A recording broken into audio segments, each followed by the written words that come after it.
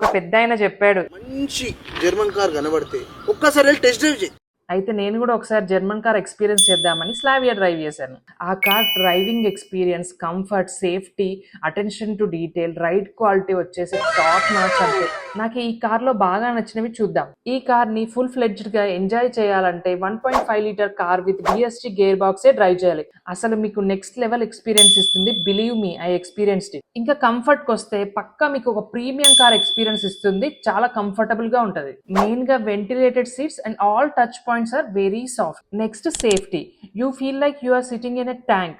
Global NCAP లో కూడా 5 star rating both adult and child సేఫ్టీలో. Next, attention to detail. ఈ కార్లో ఏ పార్ట్ కూడా ఉందిలే అన్నట్టు ఉండదు.